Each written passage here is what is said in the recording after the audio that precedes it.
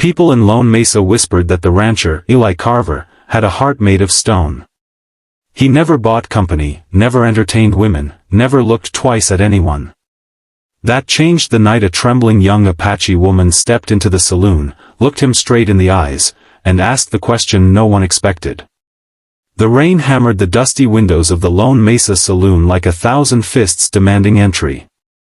Eli Carver stepped through the swinging doors with his hat pulled low, boots dripping, and coat heavy with water.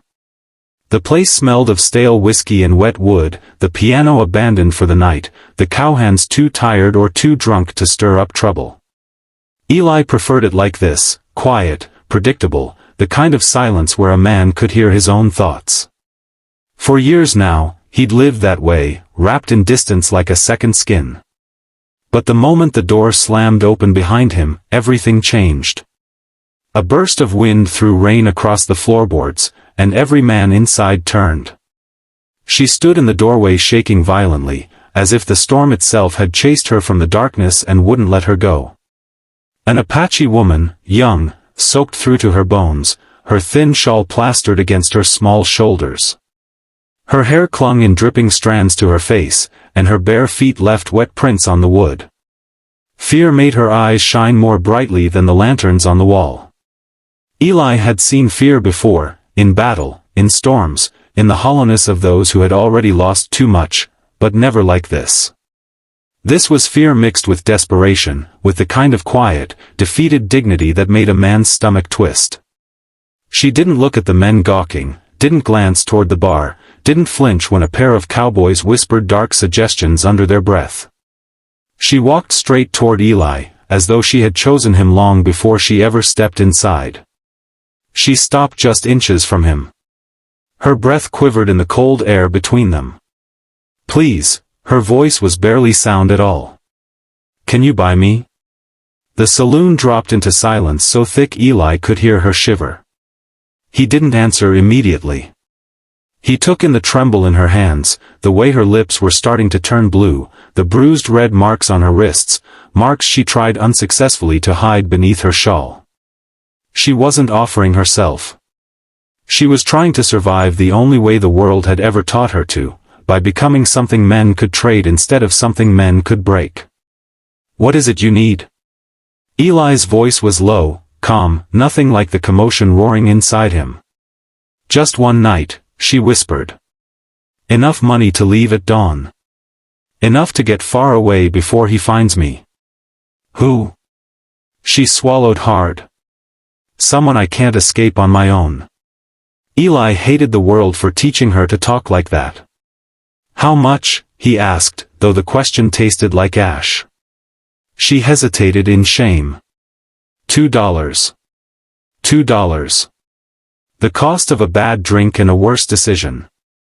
Eli reached into his coat and placed $20 on the table.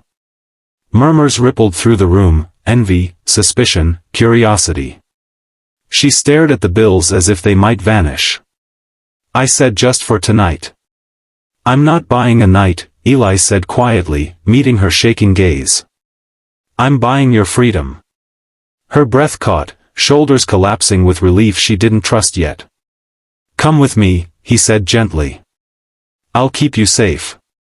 And trembling, frightened, with nothing left to lose, she put her hand in his. She didn't know it yet. But this man wouldn't just shelter her.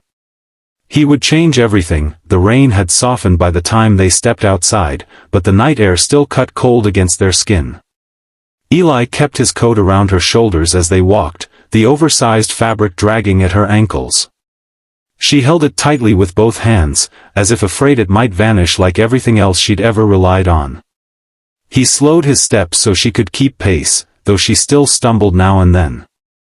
Her breath was uneven, too quick, like someone who had been running for days, not hours. For a long stretch of the trail, neither spoke. The moon peeked through thinning clouds, lighting the wet earth in pale silver.